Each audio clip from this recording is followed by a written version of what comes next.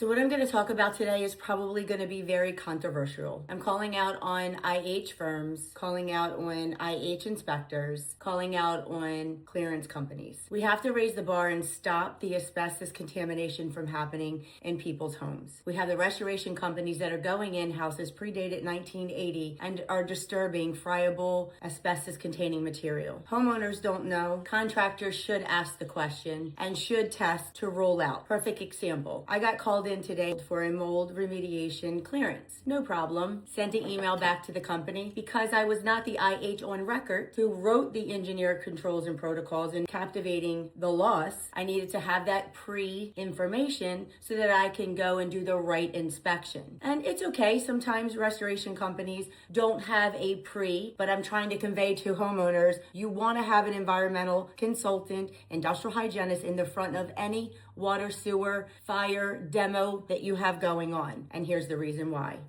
Here's what I sent. Very happy to schedule your appointment. I can do it on Thursday at 1 p.m. However, I will need some pre-existing information in reference to the loss. Category of loss, 1, 2, or 3. What is the origin of area? What was the cause of the loss? Areas affected of the loss. Scope of remediation performed. Remediation start and complete date. Copies of the remediation protocol, work plans, or engineer controls initially determined before the project began. Any pre-remediation environmental reports for testing results that are available. And here was the key. Because the house is predated 1980, I will need to rule out that the materials that were disturbed for asbestos, and because it's predated 1978, I need to rule out that the materials were not lead. I didn't hear back from the restoration company. Sent another reminder. I need to have this information or I'm going to have to cancel your appointment for tomorrow because this is crucial in order to give an accurate clearance report. No problem. They finally responded. The one question about rolling out asbestos and lead, no need for those testing. It was newly renovated.